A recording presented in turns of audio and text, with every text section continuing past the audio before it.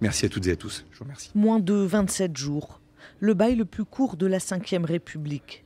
Sébastien Lecornu quitte Matignon 12 heures à peine après avoir nommé son gouvernement. Une déflagration après 14 heures de psychodrame politique. Hier soir, 19h40, le secrétaire général de l'Élysée annonce le nouveau gouvernement.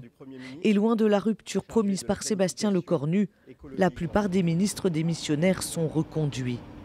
Mais c'est le retour de l'ancien ministre de l'économie Bruno Le Maire à la tête des armées qui cristallise les critiques. Le premier à dégainer dès hier soir, Bruno Retailleau, avec ce tweet cinglant. La composition du gouvernement ne reflète pas la rupture. Ce matin, après un tête-à-tête avec le président de la République, le Premier ministre annonce sa démission. Il est 10h45. En ce lundi matin, les conditions n'étaient plus remplies pour que je puisse exercer ces fonctions de Premier ministre. La composition du gouvernement au sein du socle commun n'a pas été fluide et a donné lieu au réveil de quelques appétits partisans. À la mi-journée, Bruno Retailleau enfonce le clou. Il m'a caché qu'il y aurait la nomination de Bruno Le Maire. Donc un problème de confiance. Je ne connais pas, moi, sa vraie responsabilité dans les plus de 1000 milliards d'euros de dette, mais il y est associé, peu importe.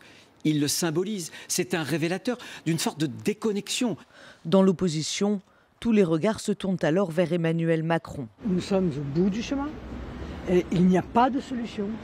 Est-ce qu'il peut continuer à résister à la dissolution? Cette destitution, elle est souhaitable et dès lors, elle doit être possible. Nouveau rebondissement vers 18h.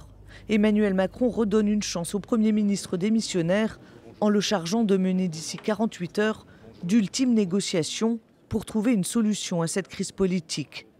Entre-temps, Bruno Le Maire a présenté sa démission. Elle a été acceptée.